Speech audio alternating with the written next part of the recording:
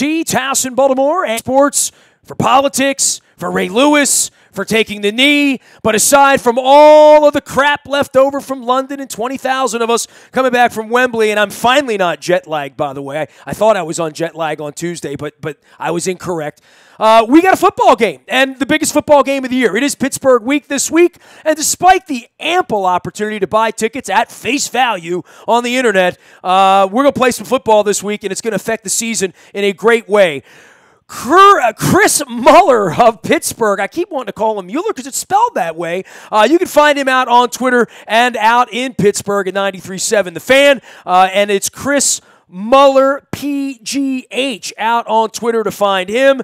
And, if you're doing sports or sports media or sports radio, Chris, every day of our lives, we as people who do this for a living here stick to sports. Well, that's all gone now, isn't it, huh?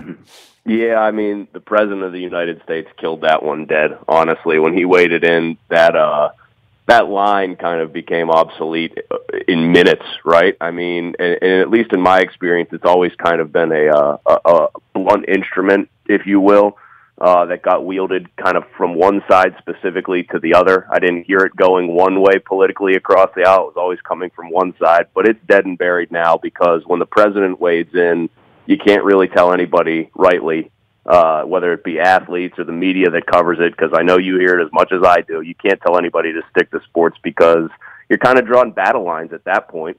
Well, and, the battle lines have been drawn here, and it's black and white, and, we've got a race bait going on here of the highest magnitude. I mean, I'm old enough to still remember all those calls about Tony Banks and Trent Dilfer 16 years ago. But, from a football perspective this week, and I think for all the teams in the league, and Mike Tomlin is a dear friend of mine, John Harbaugh on this side, we've had Coach Billick on this week, amongst many others, man, they got their hands full because, and every office in America has, your radio station has its hands full. Any place anybody works, because there is black and white, there's right and left, there's east and west, and there are opinionated people. And as much as we see ESPN pundits tweeting and the president shouting them down 2 weeks ago, we're now in a situation where every office needs to be managed through this. But in the football space, they have to go out and do a national anthem this week, and Tomlin tried to manage this a certain way, and even that blew up in his face. Yeah, I thought he tried to take, I at first said I thought he tried to take the elegant football guy solution here. We're going to stay in the room, which, I'll be honest, is an inherently political act because the president made it so, standing for the anthem, being sort of politicized. Once he said people should stand for it, there's just an automatic meaning. But then that blew up in Tomlin's face when, according to, and if you believe the Steelers, that this was kind of a confused situation where Alejandro Villanueva was never intended to be out by himself in front of the team in the tunnel. That situation happening, the optics of that picture blew up in the Steelers' collective faces. And the thing that kills me about it is it was latched on by the right wing, I would say, to say, look at this heroic guy, this Army Ranger. They all went out and bought his jersey on Monday, right? I mean, that famously, right?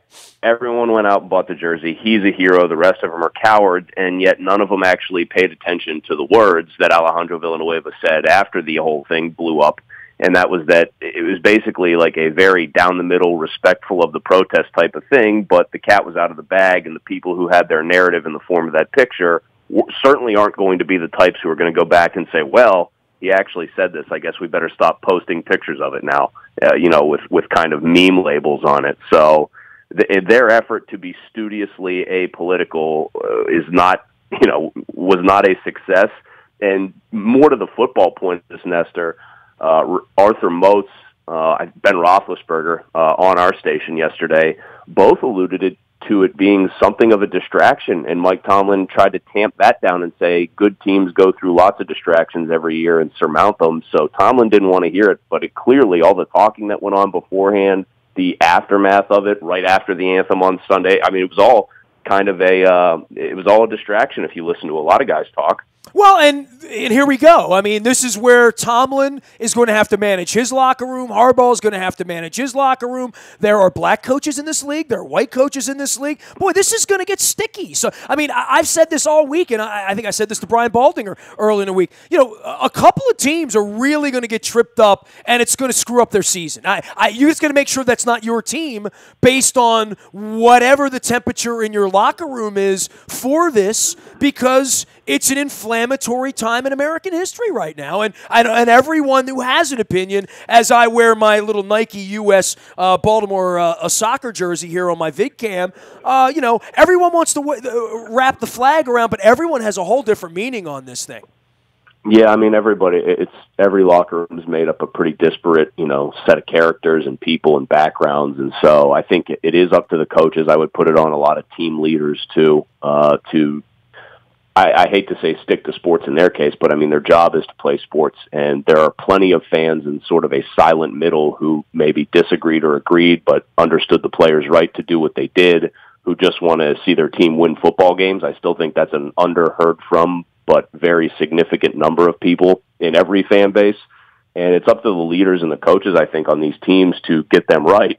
And from a football perspective, Nestor, I think, man, in the case of the Steelers, it's kind of rough for them that they're going to be on the road again, because they are not a good football team right now on the road. Well, let's talk about that. I mean, we were losing 44-0 the other day over in London at 11 o'clock in the morning, right? So, I mean, I was amongst the 20,000 people that flew over there. Boy, the temperature here. First of all, we got Ray Lewis's statue being guarded right now, right? I mean, that's what's going on in our city. We had Ray Lewis speaking out and not even getting legitimate questions from the people that asked him questions. And, we got a football game to play that's going to determine the season in a lot of ways.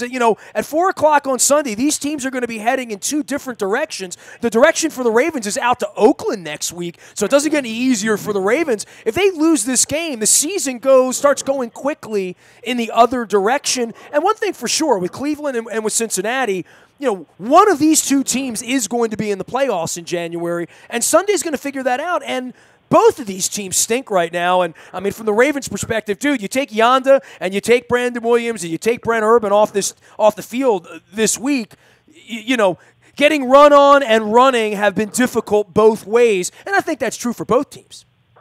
Yeah, I think the Steelers' biggest problem against it was. This isn't like me thinking this and coming up with something profound. They couldn't stop the run, and that's especially egregious when Mike Glennon, you always hear about a team saying, let's take away the other team's best player and let him beat us. The Bears' own coaching staff was saying, let's not let our quarterback, Mike Glennon, beat us in this game. And they didn't want to throw the football. And the fact that they were able to run with such success, stretching that Steelers defense out and then either continuing to the sideline or one-cutting them was alarming. Le'Veon Bell looks like he's running in cement compared to last year. And something striking, too, about the Steelers, who fancy themselves the team that's going to challenge the Patriots. Ben Roethlisberger went on our station yesterday and explained his rationale for road games and for the season and his philosophies. And he said, I want to go 8-0 at home, and I want to try to go 4-4 on the road to go 12-4 every year, which A, isn't going to get you a home field throughout the playoffs most years with what the Patriots do, and B, is a weirdly defeatist mentality on the road for a guy that's had so much success in his career. So we're trying to scratch our heads and make sense of why a quarterback that's been that good would have such a, I guess I'll say it again, defeatist viewpoint about road games. It's just unusual. He wants them to go down to the wire or just have a chance to pull it out at the end. That's just odd to me.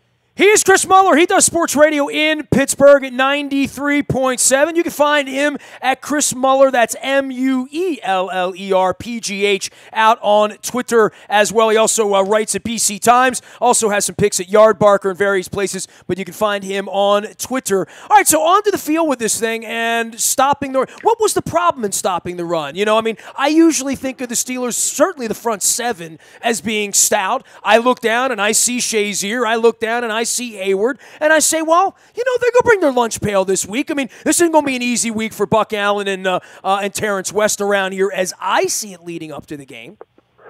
I think the problem was we had Bud Dupree on my show yesterday, and that was kind of what we started him off with in terms of talking about the game. And he of course, didn't get a chance to really rush the passer, which is his favorite thing to do from the outside spot there because they were getting rid of the ball so quickly or they were checking down with Glennon.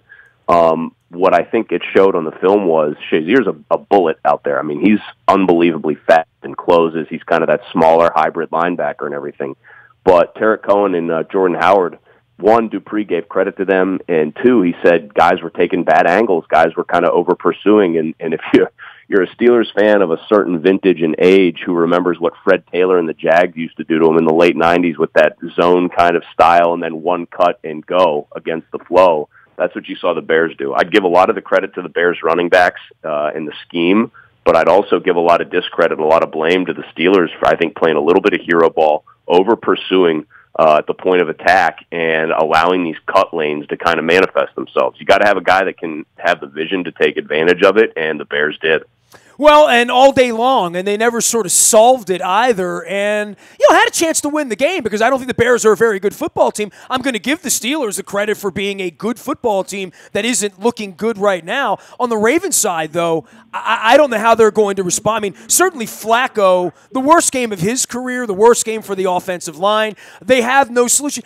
When you lose a $9 million guard that might be going to the Hall of Fame, when you lose a $12 million defensive tackle, interior tackle, that's the reason these guys make this kind of money. You can say next man up, you can pitch me all that, but you're not going to plug and play with an undrafted free agent at right guard in this league and over Malik Jackson and think that somehow you can replace Marshall Yanda. I don't think that's possible. No, I think the Ravens are in kind of a bad way right now, and if the Steelers can kind of pin their ears back and get going, this could be a good situation for them. I mean, I'll tell you what the prevailing wisdom is here in Pittsburgh is that there's no way Flacco's this bad, obviously. It was, like you said, it was the worst game of his career in pretty much every conceivable way. There's an expectation that the Ravens are just going to come back a lot better, and there's kind of a weird thought that there's a self-fulfilling prophecy involved when these two teams play, where Mike Tomlin, even when the rivalry has long since passed the point where it was defined by Ward and Lewis and McGahee and Ryan Clark and hard hitting and Bloodsport and Polamalu and Ed Reed, long since past that point. Taking out Todd Heap's knees and stuff like that. We remember all that, The nastiness, basically, the viciousness, the blood wars.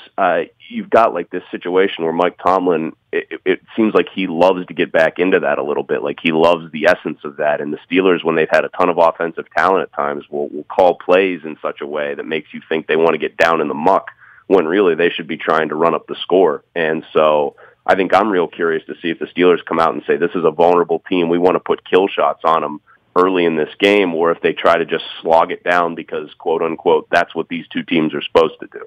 Well, it'll be interesting on Sunday because we're seeing a very weird version of both of these teams. And again, Cincinnati and Cleveland aren't coming to get anybody, but this might also, speak to 9-7 winning the division or 10-6. I mean, neither one of these teams look like they're going to get to 12 at this point, right? I got to believe that the Steelers have a shot at it just because it's become sort of a thing for Mike Tomlin to lose at least one hideous road game to a terrible team. And a lot of people pegged that game as being Chicago on the schedule before the season actually started. And lo and behold, it comes to pass. So I think there's the thought that the Steelers could still get to 11 or 12, but this is probably the game, I would agree, that determines whether they do. You beat the Ravens in this situation, you start 3-1, you feel like you maybe should be 4-0, yes, but you're still kind of on that track to get 12-4 if you break the season into quarters. So I would say as far as getting to 12 for the Steelers, this is sort of the line in the sand moment. Chris, I've been talking to a lot of folks and your colleagues up there and competitors in Pittsburgh, and I've heard Le'Veon Bell's running in quicksand, running in sand, running on the beach. You said running in cement. What's up? What's going on there? I mean, and again, I think for a lot of these guys who don't practice in July, don't play in the fake games in August like Flacco, they come out and September starts to feel more like preseason for them, that they're not used to this. And I even hear that a lot along the offensive line and why the offensive line plays so bad, because they aren't really hitting a whole lot in July or August based on CTE, based on injury, based on investment, and based on time in the Players Association and all that stuff. But, you do tend to get a sloppier version of football for the guys who, week one is really week one of them playing football. I think it's a catch-22, honestly, Nestor, because what do you want? Do you want higher risk of injury that just automatically comes with hitting more, and obviously CTE being a big worry, or do you want guys to be healthy and maybe rusty? Well, the thing with Bell that I'll say is he looks real rusty coming out of the backfield, which is in large measure, like in pass routes, what makes him so unbelievably unique among NFL running backs, that kind of ability to split out like a wideout. There have been screens, there have been little dump passes where he just hasn't looked sharp. I would have thought that this would have been kind of done for him and behind him by the Chicago game. I thought that was the game, and he was better against Minnesota. But I thought the Chicago game was the game where you'd see the real Le'Veon Bell, even against a pretty good Bears front seven, probably the only good area on that team defensively.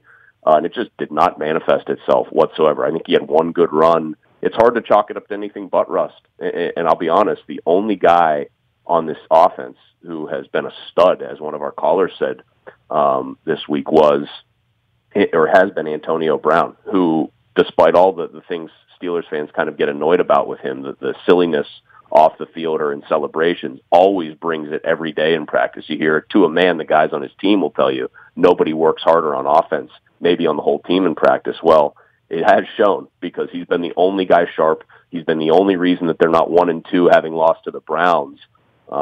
He's the guy that they've been leaning on, but they certainly need the line, the running back, and the quarterback to get in line with him. You know, it's interesting you talk about management with Tomlin and the Facebook nonsense last year with Antonio Brown. Then the Villanueva thing happens. That would be the question to the fans to say, who's running the place around there, right? But in the case of Antonio Brown, he's probably running the place right now because he's your best football player. And I can tell you, dimes to donuts right now on Sunday, if I'm coming home feeling bad at 4:30, it's probably Antonio Brown's fault, right? Ravens fans were feeling bad last year. Why? Because a superhuman play got made at the goal line by a guy reaching over the goal line with people ripping at his arms to win the division. My Christmas, dude. Mr. Rooney made me a nice, roast, and I had some cookies. Everything was going great there for a little while on Christmas, He's the difference maker, and you know what?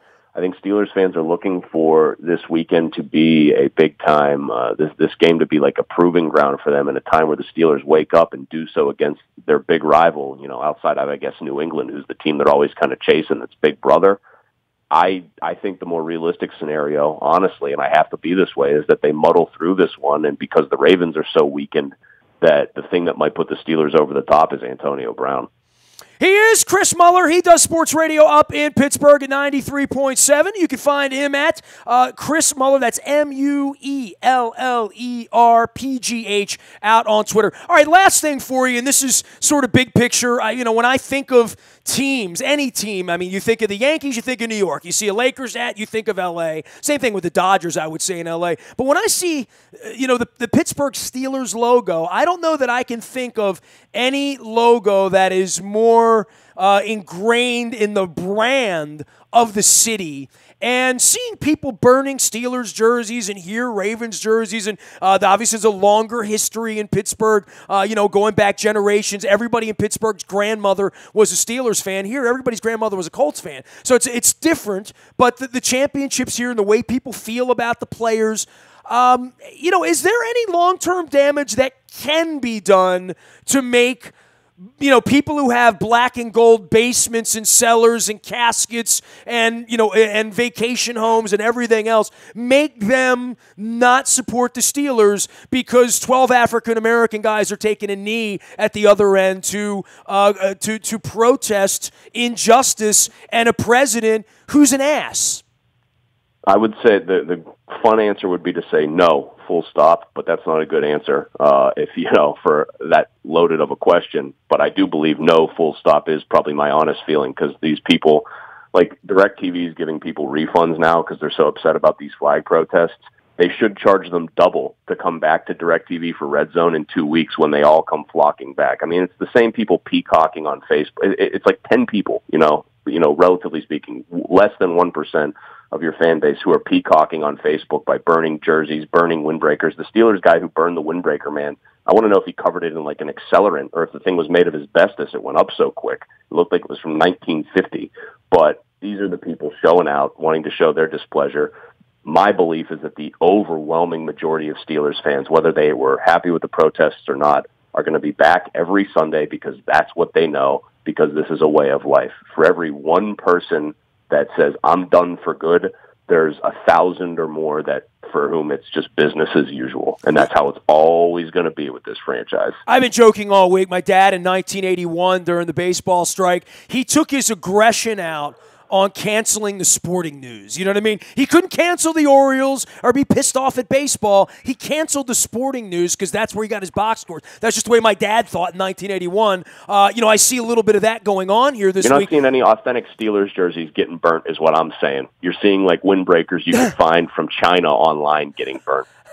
Last thing for you, onto that topic and back onto where this whole thing started. I do find it fascinating, and I've enjoyed our conversation about all of this, but I do find it fascinating that the actual reason the guys are taking the knee to have a conversation that the conversation is now, you're unpatriotic, your team is unpatriotic, the president is right, and the Rooneys and Bisciotti and Jerry Jones should fire all of you. I mean, it's an outrageous position in a free society for anyone that's read the Constitution, who believes in free speech, and who's thought that my father-in-law went to Vietnam and my uncle went to Korea and your children went to Afghanistan, Iraq, my brothers and, people that I went to school with have served overseas. To think that a knee that could be you get on your knee to propose to your wife, you get on your knees before your creator, you get on your knee to show humility. Ray Lewis apparently gets on his knees to pray when he's not telling Colin Kaepernick to shut up or hanging out the pissing on a gold-plated toilet. So, all of that stuff, I just find it fascinating that what these guys are trying to do to create the conversation, that for me it's created a conversation. I'm all ears. I'm all in to listen and to say what's happening on Pennsylvania Avenue is an embarrassment. It's an absurdity. I've spent 2 weeks in Europe this summer listening to it, but now that it's fully on, the people who need to hear the message and open their minds to understand what the issues are, they're the very people that are never going to hear the message. You need to have empathy, and most people don't. And if they don't have it now, it's pretty fair to wonder whether they ever will. You can always hope that people will open their minds. I mean, I've certainly, in the last 10 years of my life, could say I've had my mind changed about a lot of things I believe to be true. Most people don't have the capacity to say, maybe my life is different. And I think if there's one thing Trump has, it's weird political instincts where he knows how to play to his base, and in playing to his base, he's hijacked that message. Never mind that hypocrisy is a way of life for those people. I feel like he's hijacked the American flag. And he made it political. He made the anthem political. He made all this political. He killed stick to sports, which is the only kind of saving grace here, is that his people are the ones that want to say stick to sports, and they can thank their president for killing that for good. But he's done all this and politicized all of this and made it a tacit endorsement of him if you stand for the anthem at these games, while his people had no problem with somebody in Kentucky not doing her job as a form of political protest. They were all for that. So this is all rank hypocrisy, and they've hijacked police brutality and racial inequality, which was the initial reason Colin Kaepernick knelt, which in Baltimore with Freddie Gray should be incredibly close to home, which is probably close to home for people in every major United States city. They've hijacked the meaning, and I hope that the one thing that comes out of this in the future is that people keep forcing the narrative back to what it originally was with Colin Kaepernick, because that's the shame of it, that this has gotten kind of lost in the wash with all this Trump nonsense. Hey, man, appreciate your time as always. Don't eat any tourist crab cakes when yins come down off the mountain and all that. And we'll see how this goes. It's a huge football game. I mean, against this backdrop of all of the politics and the sports and the nonsense, this is a slobber knocker game here, and this is going to set the tone for the season for both of these franchises. No doubt, Nestor. Appreciate you, Chris. Man. Thanks for coming on, man. You got it. Chris Muller, good man up there in Pittsburgh. He is Chris Muller, MUELLERPGH. That's for Pittsburgh. That PGH used to be the 3 digits on the scoreboard at a Memorial Stadium. I don't see a lot of PGH anymore. Maybe the airport's PGH, too. I think it is. We're BWI. Why aren't we BAL? I don't know. Oh, the radio station took that. I forgot.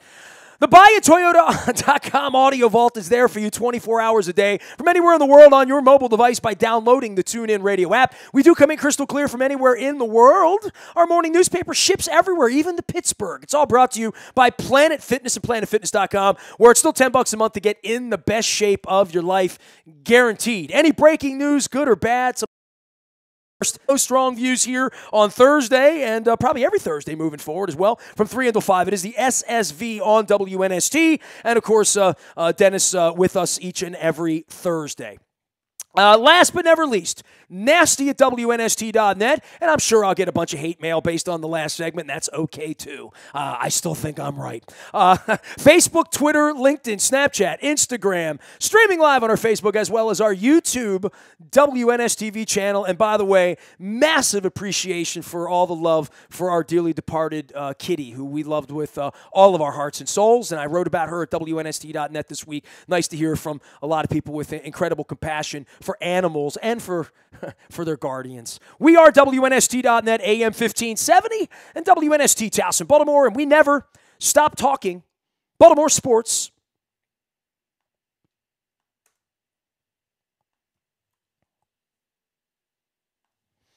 Thanks, Chris. Appreciate you, brother.